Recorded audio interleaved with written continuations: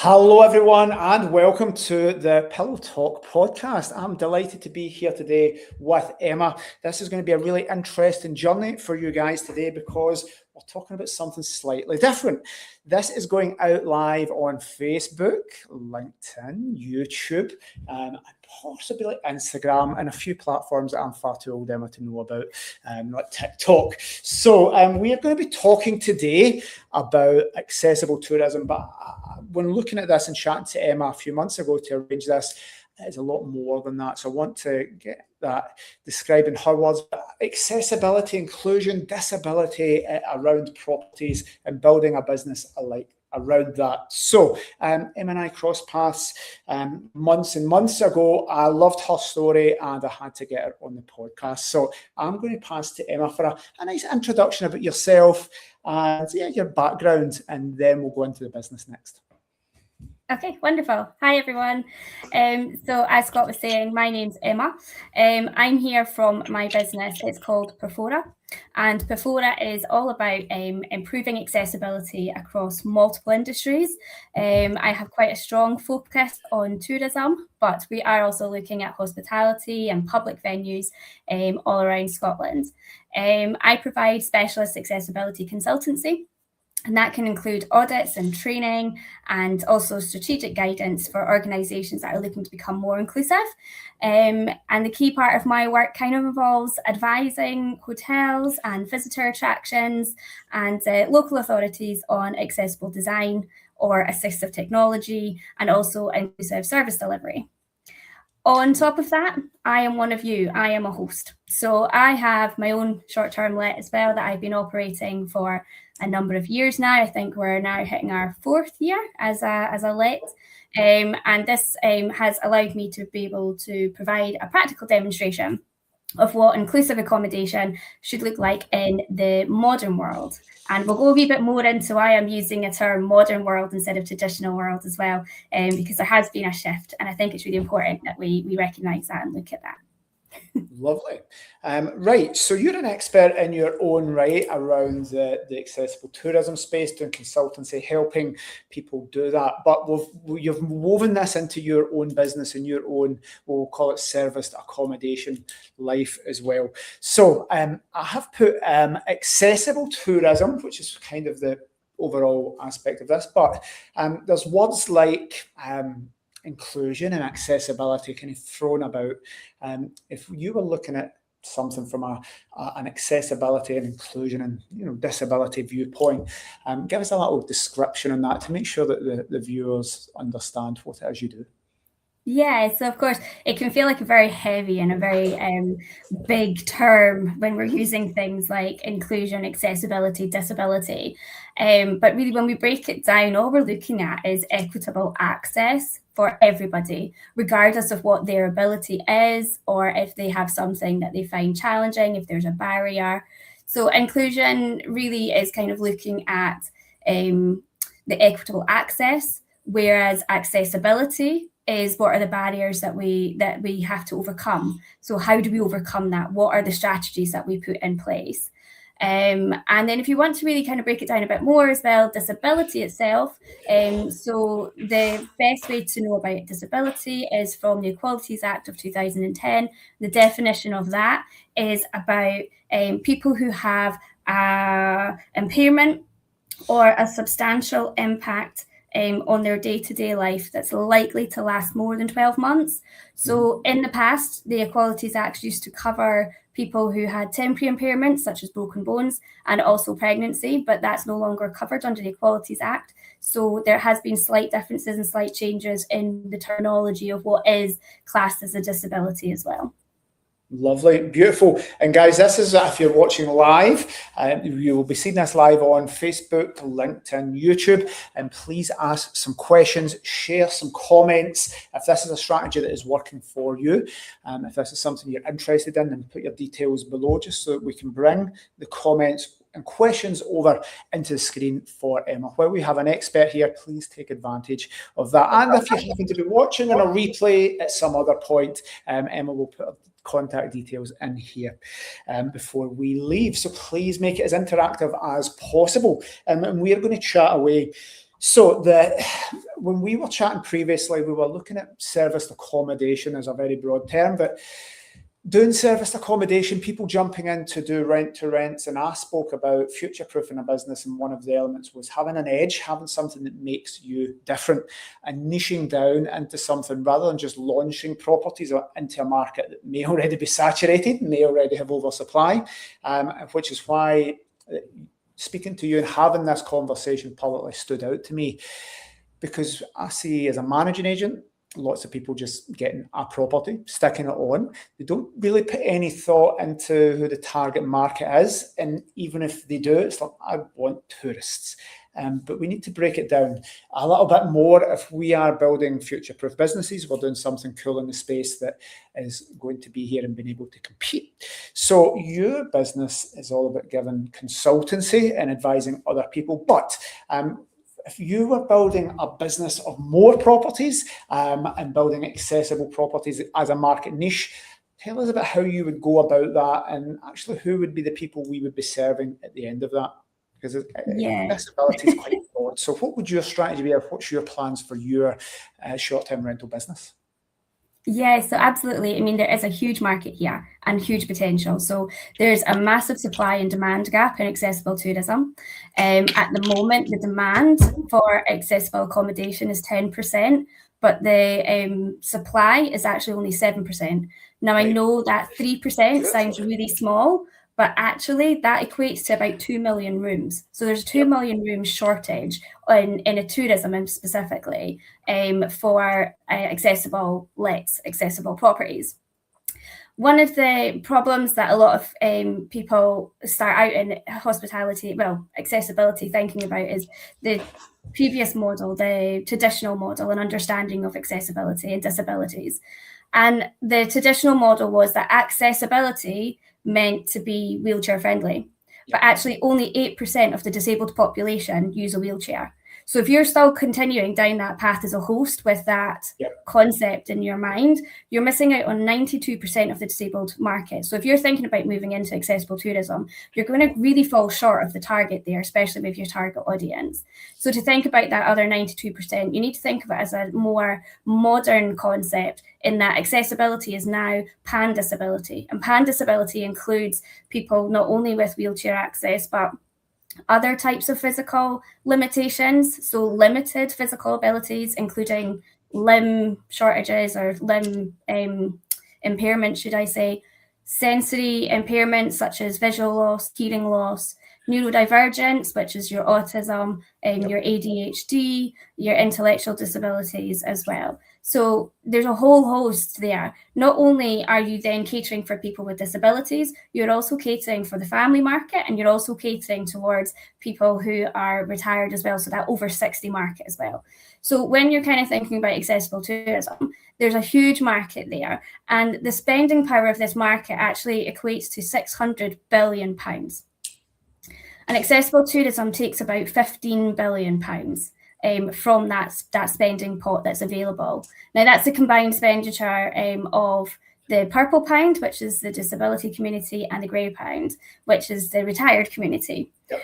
So as a host, your strategy is you need to think about your target market. So that is your target market. And that is the potential that you have in terms of niching. You don't have to do accessibility as your forte. There's this concept in accessible tourism, in accessibility and disability, called universal design. And universal design means that it can be used by everybody. Yep. So you're not necessarily having to put things into place that are specific to one type of disability or one group of people. It would be something that could be used all across the board. So the next thing I would do once I've kind of identified my market and the strategy there would be then to look at, well, what can I do? What can I put in place to widen the scope, to bring this market in through my front door? And that can be obviously simple things like critiquing your venue, your property, looking at it from a perspective from somebody with a disability. You want to think about wayfinding. You want to think about, visual impairments. Is there hearing things that are going to pick up on? It can be quite difficult as a host, especially when you don't come from inclusion background or you don't have any experience of disability, either lived experience or from people around you. So I appreciate that. I understand that. But there are resources out there that you can go to, which we can touch on later as well. So you want to kind of start critiquing, being really critical of your environment from a disability perspective. And then once you've kind of managed to do that, it's then looking at those changes. Now that 92% that we're missing, the non-wheelchair friendly access points, they are really low cost, but high impact for your customers, your guests that are coming to stay with you. So when you're thinking about that 92%, it can be a really easy strategy plan to get into if you're breaking it down.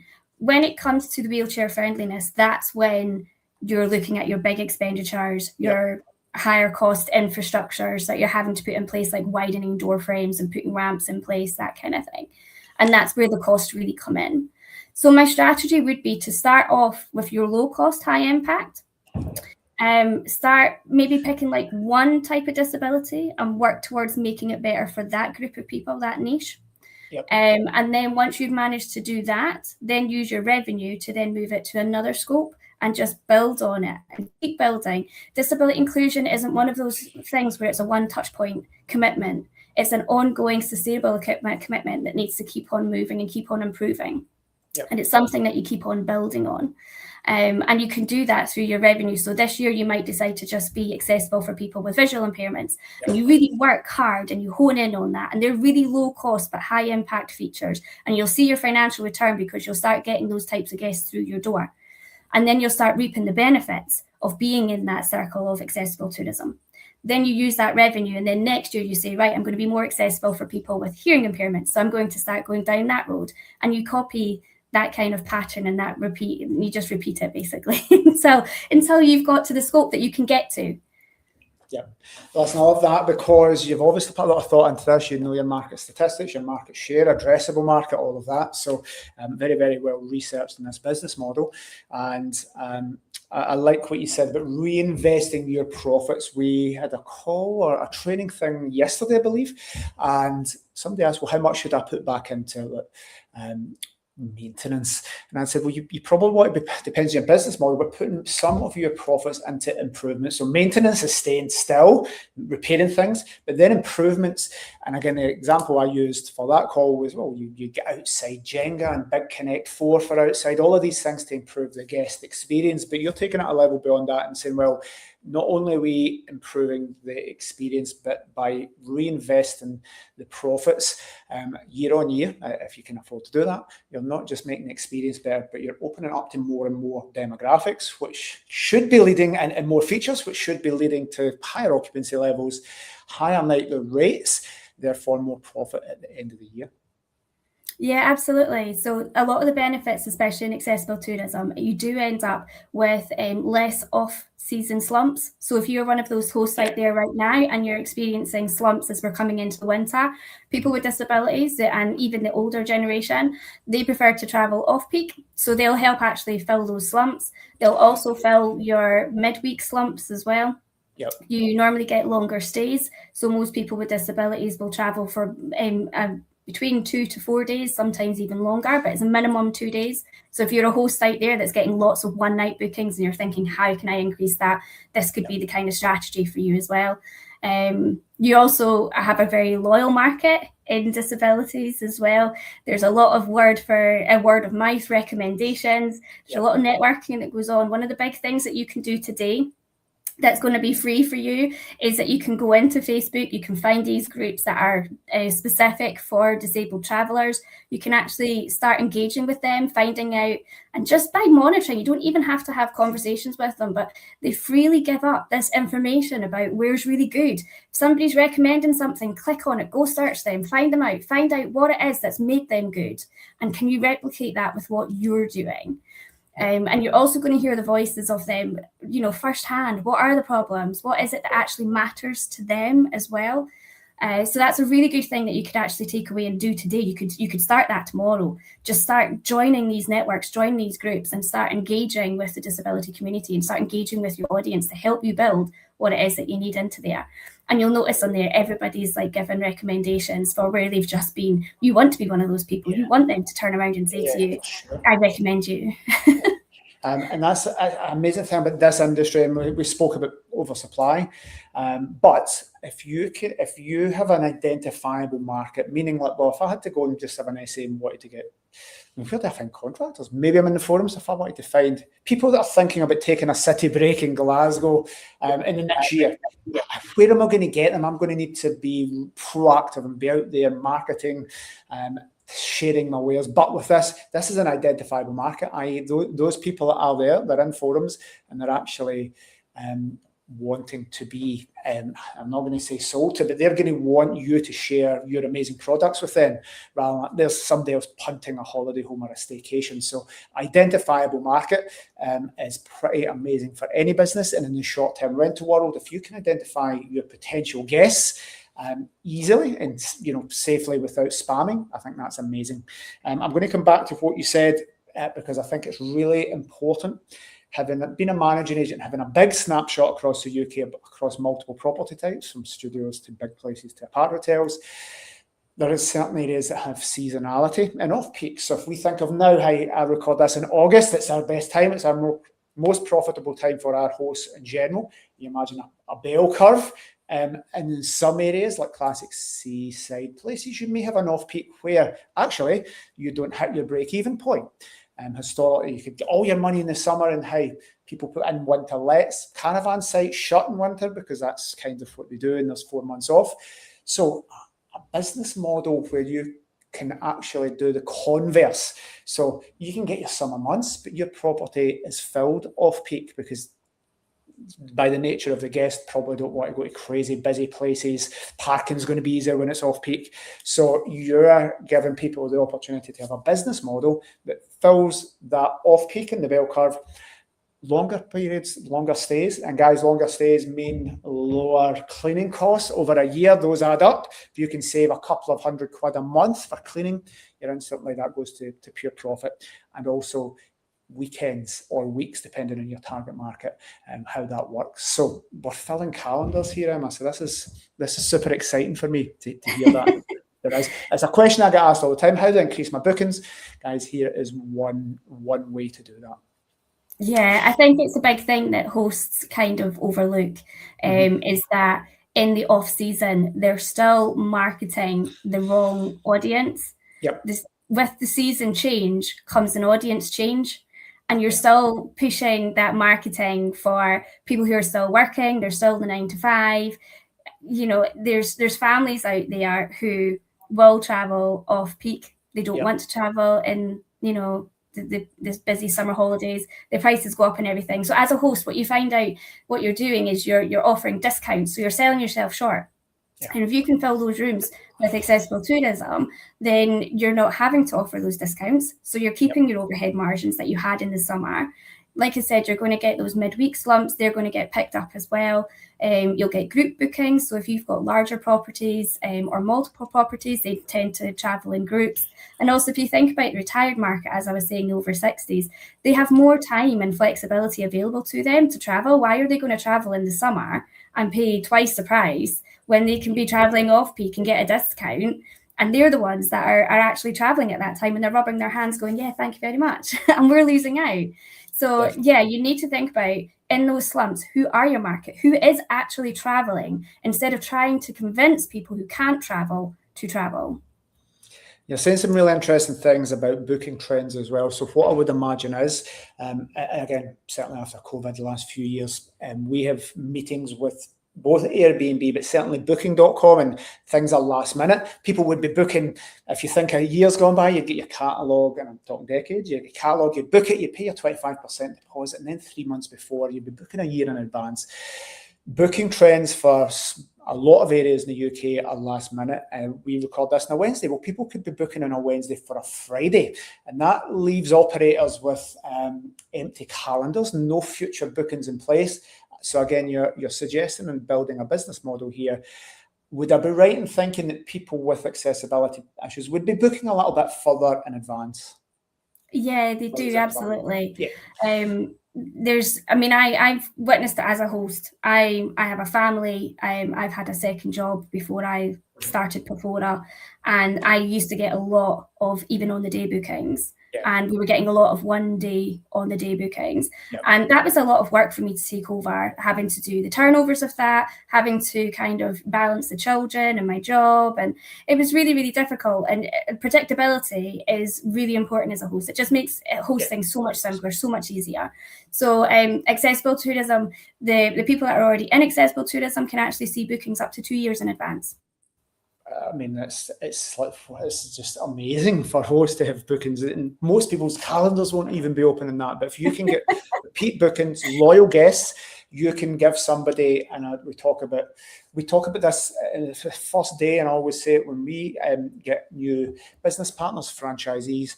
We say the first slide we put up on the big screen is that it's not property, it's hospitality. And this is about a customer experience and a customer journey. And if these guys get treated well, have a good customer experience, they're going to be going and getting new guests. An Airbnb guest isn't going to go and say, I've signed my friend up to book through you next year. They may share some nice positive pictures on Instagram. They may leave you a nice review. But how many of your current guests and guys watching go and get you more guests? Whereas this is a market segment that if you treat them well and give them not just what they expect, but a little bit beyond, and cater for their needs, they're going to appreciate it and actually drive your business forward. Commission-free bookings. So not only are you getting that free marketing and free advertising as loyal customers, they also do return quite a lot. So there's quite a high return rate. It's normally between 3 and 5 times more likely to return to you. And that's something that kind of was emphasised in research that was done by this group called Ewan's Guide. If you've not heard of Ewan's Guide, go and check them out. They're like a TripAdvisor for the disability market. You can actually put your listing on there for free if you have direct bookings as well. They're not a OTA, so you can put your listing on there for free, and it'll drive direct bookings to you away from the platforms too. So definitely go and check out Ewan's Guide. But one of the things that they did is they did a piece of research, and it came back from this terminology that they coined. It's something that's existed in the disability population for a long time, but we never had a term for it. And now they've coined it the time tax. So people with disabilities, they'll research everything the whole way through, from the start to from getting out their front door to where they're going to go and grab a coffee that day to where are their toilets going to be, because they have to think about accessible toilets, and they'll research everything. And people with disabilities can spend up to 1 hour a day extra just trying to research where they're going to go that day before they go out. So they'll do that the day before. When it comes to those with more profound disabilities, that can actually be up to 24 hours a week. They're taking 24 hours a week just trying to figure out what they're doing that week. Now, you know how long it takes to find a holiday, to plan, to book, to research, all of that kind of stuff. So you can imagine how long it takes for people with disabilities to actually find a holiday. Then they get there and then they felt let down and it wasn't working. Or they got there and it was amazing and it was wonderful. Because of the time tax, they're not going to want to keep repeating that process every single time. And because of that alone, they will then continue. So when they have found somewhere that works, that truly works for them, they will continue to come back because you're taking away that time tax problem from them. Yep. Amazing. I've got loads of new words that I've written down here, time or terminologies. Time tax is one of them. Another thing I wanted to come back to in regards to accessibility, you mentioned universal design. So when we think about this, I think about booking a hotel room, and you would book a normal hotel room, but then there's accessible hotel rooms, which essentially is bigger doors, bigger bathroom, space for your wheelchair, and grips to get in a shower versus a bath. But that's very focused on the 8% of wheelchair users, not the 92%. So universal design is about making properties not just, hey, I'm going to just knock walls out and make it wheelchair friendly with ramps. Universal design's a little bit more sophisticated than that. Tell us more about that and how that would work for short-term rental operators getting their properties ready. Yeah, so there's a couple of different things that kind of constitute as universal design. And you know what, you've probably not even noticed it yourself. In the everyday world, universal design comes in your drop curbs. So on your pavement, you're walking about, and suddenly if there's an area where the curb has dropped to road level and you're able to cross over the road there. Yep. That was actually originally designed by people who had disabilities to allow them, particularly wheelchairs, to cross the road. However, it is now used as signalling safety points for families with young children. Yep. And also it's used by people who have prams, people who have bikes, and just a lot of, there's so many different people that use it now. And that is actually an example of universal design. If we're wanting to try and think about our short-term properties, our actual venues ourselves, our buildings, one of the things could be, do you know the sensory lights that you get? Yeah. That you put onto the ceiling? Now you see them a lot in baby and toddler groups, all those mums and dads out there, you'll see them, they cast all these lights and shadows and stuff, and there's adult ones now that are branded as like Aurora lights as well, so they go up onto the ceiling and whatnot. Now you can actually use them, you can buy them really, really cheap, really easy, stick them into Airbnb. Now I always give them to the families that are traveling with children under the age of 1. When they come, they've got toys and other things that they get, and it's in there for that. So they have that sensory input. Also, that works really well for people who are neurodivergent. So ADHD or autism, it helps calm them down. Yep. So there's a part of that overlying structure of universal design. You've put it in for one group of people, but actually other people can use it as well. Yep. Another thing that you can have is like a hand blender. So I know a host recently that went and got a hand blender for her property, and her initial thoughts were for families. They thought about that under 5 market and blending down food. And I highlighted and reminded them that actually that can be universal design, because people who have disabilities with dexterity problems who really struggle to like peel or chop food would really benefit from having that in there as well. So reminded them to put that into the access statements as well, to say that you have a hand blender. And again, there's that overlapping nature between different people being able to use it. Of course, something I would use if I was making soups or something, I would be using it as well. So it can be used by universally groups of people. Yeah, lovely. And you touched on neurodivergence there. So a big word, but essentially we're looking at things like dyslexia, dyspraxia, ADHD, these type of things. Now, it's nice and simple for people to visualize an accessible property for elderly people or people with mobility issues. You did touch on it, but a little bit more about properties that would be suitable for neurodiverse people, because it's broader than just, because I've got dyslexia and I don't know my times table, I'm really rubbish at spelling, my handwriting is really scruffy, and my short-term memory's bad, but that doesn't prohibit me booking properties as such. So there's a spectrum of this. So explain, are there properties that are suitable for neurodivergence more than other that perhaps not be near noisy places? Go into a little bit more detail about the neurodivergence and short-term rentals. Yeah, so we're all quite familiar with autism being termed as being a spectrum, but actually all disabilities have a spectrum, and you can apply that to any type. So even visual impairments, you can go from wearing glasses to having visual disturbances to being completely blind. So again, there's a whole entire spectrum there, and it's the same for hearing loss and limited mobility. So it's really important to think about all types of disabilities being a spectrum. Therefore, anything you do in terms of your accessibility within your property is also going to be on a spectrum. Sometimes you're going to be a little bit of effort, a little bit of work, and sometimes that's going to maybe impact just a few people. But actually, the same thing could impact quite a large number of people, or it could impact somebody in a really large way. So it's really important to think that even though what you do might only help you think it might only help 1 or 2 people, it can actually be really, really impactful. So you might look at it and think your property, for instance, with lighting, can be a big thing for people who have neurodivergent, even just ADHD as well. So you might think, oh, the lighting in here is okay, but actually white light can be really strong and really powerful. There can be lights that give off static noise that you might not actually be able to hear, but somebody who's neurodivergent could. And also you need to be able to give like light choices. So you want to either have like dimmable lights, or you want to have lamps so that they can make it quieter, they can make it softer visually for them, because we do have to think that there's a noise there that maybe we can't hear or we can't interpret. The other things when it comes to neurodivergent light as well is blackout blinds. I mean, my goodness, I have such a bugbear about blackout blinds. Nobody has blackout blinds or blackout curtains. I think we're okay in Scotland. We're not too bad. But I swear, see, when I go on holiday, I'm again, universal design from a family perspective. I'm tinfoiling my windows because my kids are up at the crack of dawn at 5 o'clock with the sunshine. It's funny because in hotels, one of the things, and they design these hotels with flashing lights and numbers that for the aircon and the TV. And I actually saw people as a business are selling dots to go and put them on.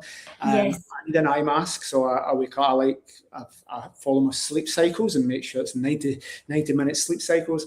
But it's baffling. And I was at a thing. It was I think it was a W Hotel in Barcelona. They built this. It was one of the most expensive hotels, and they clicked a button from your bed, and you clicked it, and the curtains shut, but there was a big gap all the way around. And this guy was saying that somebody has designed this with a fancy remote control to open curtains and blinds and do all these and all the lights, but actually there was lights flashing everywhere, and the curtains didn't. They weren't blackout curtains, and that's some interior designer with quite a big budget for a very fancy hotel, not thinking about what you're talking about. Yeah, it's a bit of that style over substance, isn't it? Exactly. It kind of goes on, and no doubt they charge you through the teeth for it as well. Definitely. I mean, you mentioned something there. People say to me, oh, you can buy like these blinds that you can take with you. And I'm like, but I'm paying to come and stay there. Why am I buying products to take with me? It's a fundamental. It's the same as, having to bring my own bathroom door. Why would I bring my own toilet door? Like, it's just one of those things that totally baffles me. But blackout blinds help with that light noise as well that comes out, or even blackout curtains. And they're £25 off Amazon or something. They're not expensive, So and you can buy more expensive that don't do that. It's like just simple things like that. It's thinking about things like that, but also the overlapping nature of universal design that can be used for families. But also people with migraine conditions would really benefit from that. But also if you take contractors who are doing shift work and they need to be sleeping during the day, or NHS staff, if you've got any of those hosting as well, any of those guests, they're going to benefit from that type of infrastructure in place as well. So yeah, kind of digressing a little bit there from neurodivergent. No, but it's good because we've tried to convince hosts over the years. Well, you need decent curtains, and it's a simple thing. Blackout curtains. But no, I'm not going to do it. I'm not. But and sometimes we get negative reviews. Property was great, but the curtains were poor, and I don't sleep well. And after 3 reviews, I'm convincing if you were a host, I'd say, we've got 3 bad reviews here. But hosts look at it from their point of view and say, well, it's fine for me. I sleep there and it doesn't bother me. But it doesn't matter because you're not your guest. And sometimes you get bad reviews for what we would say is customer service failures, like not having blackout blinds. But the biggest thing there, because a bad review, you can say, if I said, Emma, I've had 3 reviews in a row, okay, go and get blinds. But it's where you don't get reviews, or you get the difference between something like that is a 3-star review to a 5-star review. It's excellence versus the expectations met. Not getting reviews, because nobody's going to give you a review if they don't get a good night's sleep, regardless of how fancy your property is. Now, one other thing that's visual, I think is, and I'll make sure I'm pronouncing this right, you can correct me, misomophonia, is that how we say it? Where you hear noise. Now, I thought this was just a marital issue I had with my wife, saying, well, you're breathing too loud. And I'm like, I am breathing, I am allowed to breathe. But it turns out that she has misomophonia, where she has to have earplugs because she hears things that I don't. And for her, there's things I'm like, that's not real. Now, that's me with the women that I love, that I've decided to spend the rest of my life with. And it took me a little bit of time to understand that, and actually researching big, thick books that I got to understand that misomophonia was a real thing. And that's in her own house. But sounds, and if you could cater for that market, certainly my wife would say, I'm booking that place because somebody has thought about that. So it does speak quite far, even sounds. Yeah, and do you know what? That actually comes under hearing impairments. So, of course, we always think about the loss of something, but actually having something additional can also be a hearing impairment. And there's another one called hyperacusis, which means that you hear things louder. It's quite common in people with autism. So if you see people who shy away from like the toilet flushing, or they have like a really profound reaction to the toilet flushing or to hand dryers, or to like clapping and stuff, that could be that they've actually got hyperacusis. They're hearing it 10 times louder than what we're hearing it. And it can be really, really overwhelming. And really, I mean, you can imagine just how impactful that must be on you day to day. Every little noise, you can hear it. And you'll be able to hear things that other people can't hear because you're hearing things louder. So yeah, noise is a big thing. It's a tricky thing. And I've seen it on host platforms where, they've had that request. They've stuck it, how these Facebook forums, they stick a thing up and they say, how would you comment? How would you deal with this? Yep. And it's a screenshot of a message. And I've seen it where people have said, and they've openly, admitted to having a problem where they've said, I can hear static from the Wi-Fi, or they've asked, how far away is your property from overhead cables? And the comments on there I knew what you were going to say. They are shocking. They are shocking, and they go beyond discrimination, basically. If a guest knew that you as a host were saying those things, as the comments were, you'd be completely legally liable for discrimination against that guest. And if you refused a booking because of that request, you could also be taken to court for discrimination. You can't make that choice for them. All you can do is provide them with the information. And it's really important that you're not judgmental about it. And going back to neurodivergence as well, we see it with smells. People are, making comments, and they're getting worked up about requests about air fresheners and plugins and, incense sticks and stuff. Why do we need to get worked up about that? As a host, why does that have to be a big red flag? Why does that have to be a problem for something? And I've actually seen it go as far as somebody said, there was a comment went up, and somebody put a comment underneath saying, big, massive red flag, the spelling and grammar in this is atrocious. Yep. And I was like, what has it got to do anything with spelling and grammar? It could be that that's not somebody's first language. Yep. And it could also be somebody like yourself and like myself as well, like dyslexia. Yeah. I've been told by people not knowing that I had dyslexia that they wouldn't give jobs to people with dyslexia because if their job application came in with poor spelling and poor grammar, they automatically felt that person couldn't be bothered with their application. It couldn't be further from the truth with somebody with dyslexia. So there's still this massive, unfortunately, misunderstanding around disabilities and what it can actually all impact. And it can impact smell, and it can impact sound. And just because somebody's voiced it, you as a host actually need to be really receptive to that. It's really rare for a guest to be as upfront with problems like that. Because they're used to being shut down, because they're used to bookings being cancelled or not approved when it comes to pre-approvals and stuff. So it is really rare for our guests to be upfront with us. And I think it needs to be commended, and we need to actually take that with an air of sensitivity when we're thinking about replying and wondering, is there actually a problem in that? What is the problem? Why shouldn't I use a homemade allergy-free spray or unscented sprays that I can buy from the supermarket instead? And again, I can see, because when you were saying about that screenshot in a host forum, I'm like, I 100% know what she's going to say, because I see them every day in hosts. However, I believe if those hosts saw even this part of the podcast so far, they would totally change their opinion. And I'm going to say this because I'll clip this out. If you guys want to know how not to run a short-term rental holiday cottage, go into the host help forums, the self-management forums, and do the opposite of what everybody says. And because the comments are shocking, somebody mentioning about this, the screenshot, and it's shaming their guests. And again, I will go on and say that's ridiculous. That's racism, sexism, disabilityism, whatever that is. That's, you're overreacting. But you've got 100 comments saying, no, you're quite right, and you should find them in social media. And again, so if you want to run a business well in this short-term rental industry, go to the host forums, go to the Airbnb self-management forums, and do the opposite of what everybody says, because they're stuck in their ways, they're complacent, they've been in the industry a long time, and we need to do things differently. So you mentioned something else that I think is great for people building this type of business, and I want to wrap it up and we've plenty of time, of how you can help people, why people should do this, how we actually physically implement this into properties.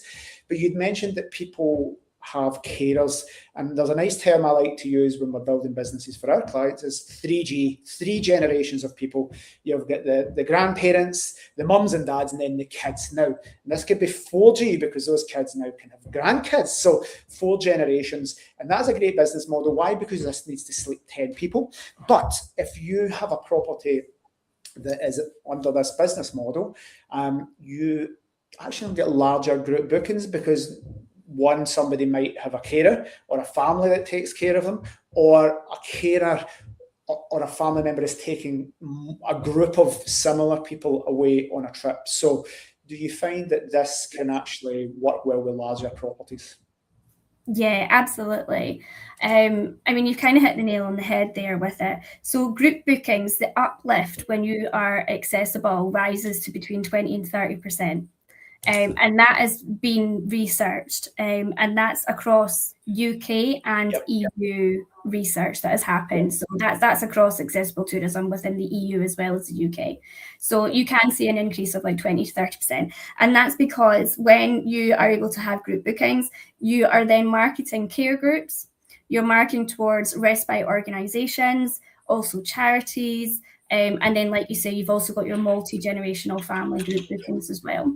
You might find as well that sometimes somebody will come and stay with you, and they might realise that, oh, this would be a really appropriate place for, you know, my gran or my mum and dad when they have somewhere, so I'm going to tell them about that. So even if they've not travelled with them at that occasion, it is something that they'll bear in mind in the future, or they'll pass it on to them as well. So again, you've got that outreach as well. And as I said, we don't have to look at accessible tourism as one of those things that is going to be your niche and you're not going to do anything but accessible tourism. Accessible tourism should be added on to what you're already doing. So you can still cater towards the mainstream market, when and as you need to, but then you can also use accessible tourism as well to kind of plug any of your problems that you're having with occupancy and things and your revenue. So when you're looking at group bookings, they do tend to be quite high value groups. So if you do have that multi-room and that multi-space or even multi-property, and you've got accessibility built in there, then you're really setting yourself up. So the supply and demand gap for large families as well is actually 2%, is currently the supply in hotels. So the hotel industry have 2% of rooms available to accessible families. So this is one of the really important things about being a host, is there's a massive issue happening in hotels and a massive opportunity because you're plugging that gap. You are accessible to families and families that have disabilities or that older generation that need age-related ailment considerations that universal design will overlap with. And I love that because we are sometimes as individual operators or individual hosts needing to compete with a large multi-billion-pound hotel chain like Hilton or Marriott. But this gives individuals an opportunity to compete and beat these big multinationals on a specific thing. So I love that. Now, I had heard of the pink pound. You've taught me about the purple pound, which is what we're talking about here, but the grey pound as well. And a confession that I would make around the grey pound is I had somebody, and it was a normal ex-local authority quarter flat, and they gave a bad review and wanted a refund because the front steps were too big. Now, I happened to be there and I looked, and they looked like normal size steps for me. And this is somebody that has been in the industry for 20 years, doesn't discriminate, looks at these business models, wanted you on because I see the opportunities to not just make money, but provide an amazing service in a niche market. And so servicing these guests is brilliant, but this was one, and I thought, is that a reason to just want a refund? But I had heard the term bungalow legs for old people that lived in a bungalow and then had to walk upstairs. So if you've not walked upstairs in 5 years and then tried to walk upstairs because you're in a bungalow, you have bungalow legs. But the grey pound here, with all of it making, so I suppose there's properties that suit this quite normally and without much change, but you could go for the grey pound here for accessible properties. And I don't mean bungalow legs because that's been very generic, but marketing properties to people that need limited mobility, for example. So the grey pound, tell us a little bit more about that. Yeah, so the grey pound in itself then is about £350 billion. So there's your number. Your statistics, that's fantastic. There's your number. So that's the spending power of the grey pound, and the grey pound is currently looking at the people who are over the age of 60. Yep. And they can sometimes have age-related ailments. Sometimes they don't. Sometimes they're faring pretty well for their age and things. So it is about the collective spending power of that group of people. So as I was saying, it is quite a big market.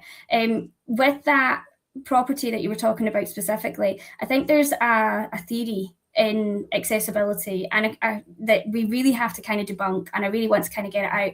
So one of the terminologies that people throw around all the time when it comes to accessibility, and it will be seen in this prime example of this property, is fully accessible. Fully accessible doesn't exist. So the property that you're talking about was perfectly acceptable for that type of market, that type of clientele in the past. That's absolutely fine. As we said, disability has a scope. So what is accessible to one person isn't necessarily going to be accessible to the other person. And I think here what was really important for that property owner in particular wasn't about that there was a failure of any kind. It was that it just didn't quite suit that person. Yep. Now, there is building regulations that they could go and look at and make sure that they're within the regulations of the height, the step depth. And if they are, it's simply down to saying to the guest, I'm really sorry that it didn't match your expectations or your requirements on this occasion. And it all comes down to your feedback response, opposed to then having to change anything because of that one guest saying something. If multiple people have stayed there and it's been no problem before for other guests, then it's maybe just down to this one particular guest that unfortunately, for whatever reason, it just wasn't suitable, it wasn't working for them.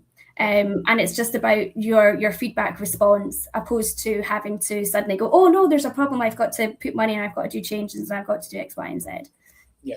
So yeah, it's really important when it comes to either accessibility, or if we're thinking about, the grey pound or the purple pound or whoever it is that's coming through our front door, if it's that family pound, that we're not always having to jump every time somebody highlights there's a problem or there's an issue. You're not going to be fully accessible. There will be people that it won't be suitable for, and it's just how you then cope with that response afterwards and how you take on that feedback. I mean, that feedback might be that you go and do changes, but it doesn't always have to be that way. It doesn't have to be the outcome.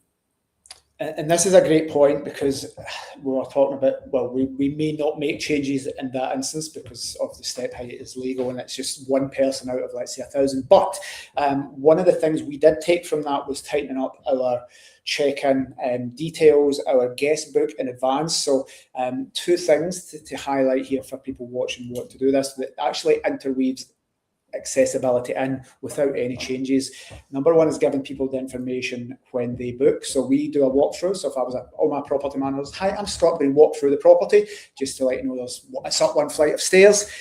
So we do video walkthroughs. As soon as you book, you get a video so that you know exactly what you're doing. So for that property, we did mention there's a gate and there's two steps into the property, or one, but letting people know that visually, because you might not be able to look at an Airbnb listing and see. We might not be putting the outside door of an ex-local authority property or the garden on. We might put the wow picture, of course. We may have pictures that represent the property the best, but maybe not that communal entrance. It might have steep stairs. So we always do a walkthrough video, and that means step number one is people can identify that's probably not suitable, or I have booked this, but now I'm thinking about my elderly parent or my, I'll say, disabled sister, and actually I booked that and I didn't think that might be a bit too much of a task to get up those stairs, or I didn't realise. And secondly, for this to make your property accessible is that cancellation period. So we spoke about forums, people booking this and saying, I booked a property, I didn't realise it was up a flight of stairs, and the host not letting people cancel when they were in a wheelchair. Well, you've booked it and paid it, why should I lose money? I'm a host.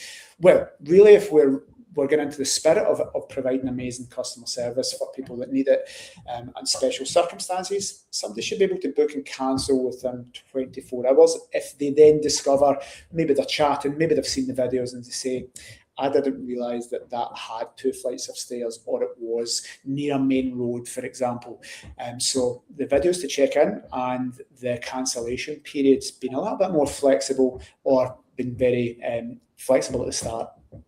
Yeah, they're really good habits to be into. And again, that's universal design. You're doing that for everybody, but actually that can be quite specific for people with disabilities as well, and really advantage for them. So videos as walkthroughs, but also pictures as well that you can provide if there was any questions or queries. Like you say, the cancellation period, so the flexibility there with your cancellation is really important too. And the other thing is, I don't know if you've ever come across it already, Scott, but it's called access statements, which is just a written documentation where you write down all the things that you have, and you can just send that as a written document, and you just send that, or you can put it on if you're doing like your own direct bookings and you've got like your own website, put it on your landing page, your booking page. And it is all about letting people make that decision for themselves. It's another problem that hosts quite often kind of do wrong, and that is making the assumption that it's not suitable for a guest, and therefore not going through with a pre-approval or cancelling a booking on behalf of the guest because you assume it's not okay. It's not okay as a host to make that decision for them. That is discrimination by association. Again, legally, you could be at risk of that. So it is about giving them the information, allowing them to make that decision for themselves. Because hosts may be in the best of intentions say, listen, I don't want a bad review. This isn't going to be suitable for you. Like, hopefully they wouldn't cancel because they'd be penalised in the portal. But hosts making assumptions here to try and do the right thing could inadvertently be discriminating against their guests. So we need to be careful for that. Yeah. One of the tricky things with accessibility is there's actually 7 different types of discrimination. So you really need to kind of be careful with what you're doing, what you're saying, or how you're acting. Yeah. Right. Interesting. Right. I want to start coming to the kind of business side to this, and you've definitely made a good case because this is going to go into our training academy for our hosts, for our property managers. So it's been very valuable to me, and I've learned a lot. We've spoke about the increased benefits here. So when we're talking about maybe getting higher bookings off peak, longer bookings, which leads less costs, filling in the gaps, perhaps a little bit of a premium on this if we're reinvesting in our properties.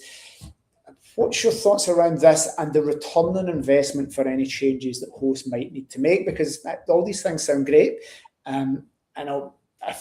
Traditionally, people say, well, I don't want to be ripping out walls and lowering light sockets and doing all of this to the house because it may cost me tens of thousands. But if you're spending a few thousand to make 10,000, that makes sense. If you're spending 10,000 to get a business that has that edge, that is fully booked, you could make that back in a year. Talk about the return on investment for increased bookings and a good solid business where you're delivering an amazing service versus any cost that might be there to get that up and running. Yeah, so full disclosure, I haven't got a wheelchair accessible property. So my accessible property is solely for people who have visual impairments, hearing impairments, and neurodiversity. And with that, I was about £250. It cost me to do the changes that I did specifically for visual impairments and to get me ticking that box and getting into that market. And of course, that £50, that's maybe 2 nights of revenue over the space of a year, and that's back to me. Statistically, looking at research and stuff, as we've said, there's the length of the stay increases. That's normally up by about 2 to 4 nights. The loyalty uplift is normally between 3 and 5 times more likely to return to you. And that's because it creates a credible and a predictable kind of structure. The revenue uplift then, which I think is really important, is normally about 35 to 45% in the short-term let industry. In the hotel industry, it normally caps at about 30% maximum. But in the short-term let industry, as we've said, you've got a bigger opportunity there, especially when you're catering for families and you're offering things that hotels can't, and that's along the lines of your private kitchens, your private bathrooms, the extra rooms and spaces at which to commune in and to live in. You're not stuck in just one room, and a lot of families prefer that, especially when you've got young kids that need to run energy out and things. So the privacy of that really kind of increases. So your revenue uplift is normally about 35 to 45%. And then your occupancy up rate normally goes up to about 40 or 60% because it's plugging those holes, it's plugging those gaps that you previously had as well. So there's quite a lot of uplift. And accessible tourism, so at the moment, the most recent study said that accessible tourism is the fastest growing segment in the tourism industry. Really? And the statistics on that is that accessible tourism, what was it called? The capital, I had to write it down because I couldn't remember. It was the compound annual growth rate. So the compound annual growth rate is actually 12.3%. When you compare that to mainstream tourism, it normally typically grows between 3 and 5% annually. So accessible tourism, all these benefits have been recognised now, and now we have the statistics to back up what everybody thought and what everybody was seeing, and now we're actually seeing that in the wider market, that we've now got that 12.3% increase on every year compared to our usual 3 to 5% in mainstream. Lovely, and you definitely know your statistics. You had mentioned the time tax here, and I'm going to link that as people putting a little bit more effort into a little bit more planning because they need to. But one of those things would be searches online, and I'd written down AI because a big thing we're doing at Pillow is make sure all of our listings, it's not SEO, I guess AEO, it's all changing, and things coming up in that synopsis, that 4 bullet points, bringing things together, that research. The research that these people will be doing and the search in general will classify as AI. And I would imagine that the results that this pings out, you can get to the top of search rankings, again, above Premier and all of these multi-billion pound hotels with hundreds of millions of pounds of marketing budget by offering this, and AI is going to pick you up. So that's in line with the annual compounding, I would imagine, as well, of being able to be found a lot easier in a very crowded marketplace. Yeah, like I say, short-term let industry is crowded and is getting more and more crowded, but you do have an advantage there. You are getting no, please. Sorry. It's the end of school. That's all right, don't worry. It's the end of school. Yeah, so you do have that competitive advantage over hotels. There is definitely a clear distinction between, your big hotels and your short-term let industry. And then it is getting more and more saturated. All the licensing changes that are coming in might change that slightly. We saw it in Scotland where, the market kind of dipped a little bit, where people were kind of leaving the industry. But I think that's starting to kind of pick up now that it's settled and there's more understanding around what licensing and everything requires. But it is a difficult market. And like I said, there is that demand and supply gap there, especially when you're looking at families as well. Yeah. Listen, I've written down so much, and I think we'll need a second podcast to cover it. I wanted to finish up just by coming back to you because you've given amazing value to our audience. As I said, this will go into a Pillow Partners training academy for our team because I want all of my property managers learning this, and I'm going to send it to all of our hosts because I would love more of them to be part of this. And you're definitely the expert. You've wowed me with your figures and your knowledge of the market. So your business here of offering consultancy, how could people work with you firstly on this, and what's your ideal customer here? If somebody was watching thinking, well, everybody will be watching and saying Emma knows her stuff, but if people wanted to use you for a consultant or helping them, how would they do it, and what's your ideal customer? Yeah, so I have put my consultancy online, so to speak. I can't be there for everybody. When you think about the market, the industry, it's huge. So what I have done is I've taken everything that I have done in my short-term let, and also everything that I know about the industry, and I have actually put it all online into a course. Mm-hmm. That can be found on my website. So anybody who's serious about this and who is wanting to take the next step, you can do so by jumping onto my website and go to Learn With Us. There's a comprehensive course there. It covers everything from the language that we can use, disability awareness. It goes through how to audit your own property. So it actually teaches you how to critique your own property.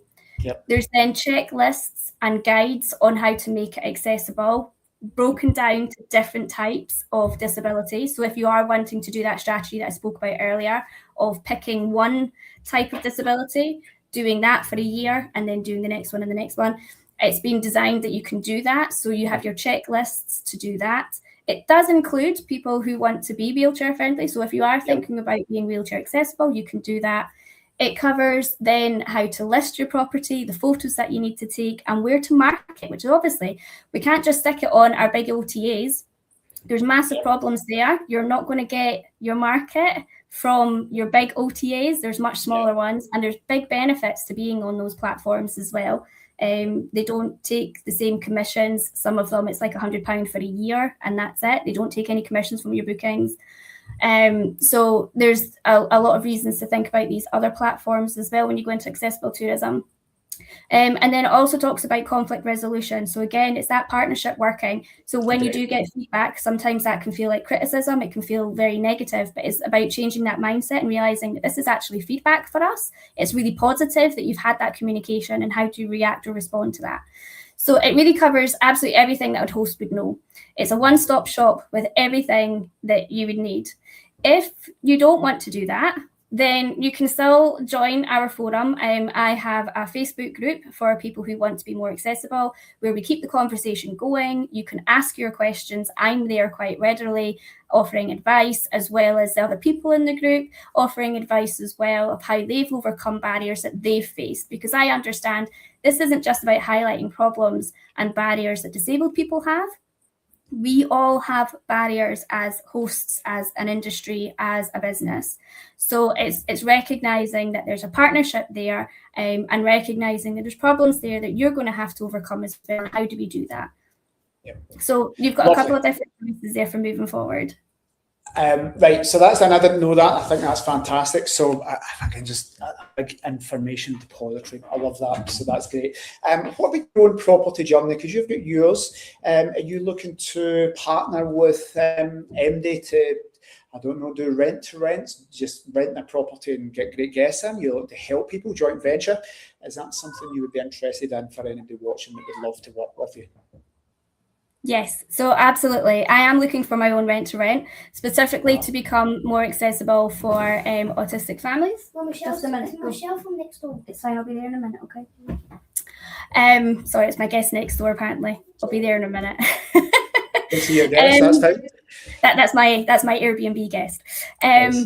But yeah, so I am looking for a rent to rent. I am looking for either a property where I can be for autistic families in particular, but I'm also looking at a property to become wheelchair accessible as well. So I am looking at expanding my portfolio at the moment. So if anybody wants to reach out and say hi, let's join, then fantastic. I'd be open to a conversation. I'll put all your details under everywhere that this goes.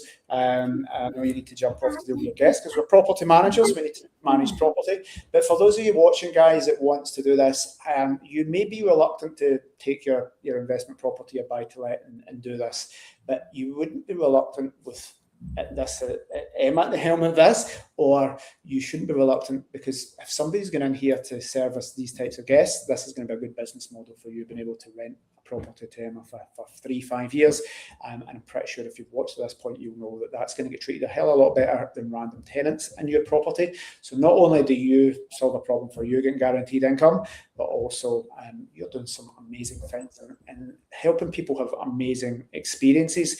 And I can tell you firsthand, we've got charity side safe havens. So not necessarily we don't monetize it, but we give all the people you're talking about free stays and our host gift time in their properties.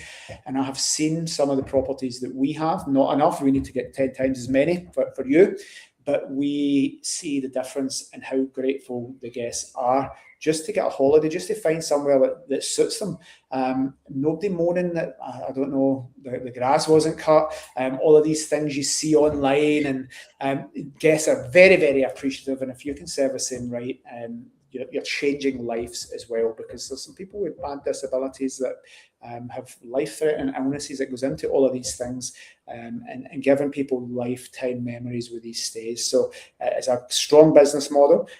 If you're jumping onto the live and we're talking about accessible, you need to go back to the start of this when we're talking about just increased bookings, increased night away, longer lengths of stays, going in the off-peak, being able to get bookings much further in advance, up to 2 years, guys, when we know any short-term rental operator knows the market is condensing for future bookings. So all of these things factored in, and I think we mentioned for 250 quid, we can get 30 to 40% more occupancy. This is just a magic bullet, and lots of people ask me, and lots of Q&As and mentoring and coaching, and I'm just going to refer them to this, Emma, because this has been fantastic. So I will get all your details. I need to get you back on and do some training for our team, and even get into your academy and open it up to my property managers. So it's something I would use, but I have 2 pages of notes. I'm dyslexic, so I won't be able to read them. So lots of words I've written down that I can't read because I've scrawled them. Thank you very much. So guys, if you need any help, you've got Emma's academy here. I'll just have a knowledge base, but also if you would love to be part of this and we'll say rent to rent, but partner with Emma on this. Do you have a specific area for properties in mind? You want close to you or UK wide? No, I was looking UK wide. There is an area in particular I've got my eye on. Okay. So if there's anybody looking, you might not want to share that as your target area, but if there's any landlords, reach out to Emma, and we'll put her details under this once I got off the live, and connect with her. And I'm sure lots of people will be taking you up on that, Emma. So thank you for your time. I love that you knew all these statistics, because that is market research and knowledge. And many people going into business and starting off in service accommodation and property jump in without any real thought about their market segment. They certainly don't know the stats, the numbers, the increase in occupancy levels, the amount of money behind subsectors. So I'm 100% sure you're going to be successful. And guys, please reach out to Emma if you found value today, and be part of her community, her forum, and do business with Emma and help her build her business. So thank you very much. I'll cut it off there. We're over an hour because I could keep going, but I know you've guessed next door, and property management takes priority over chatting to me. So thank you very much, guys. It's been a pleasure, and please reach out if you've got any questions wherever you see this, if you're watching.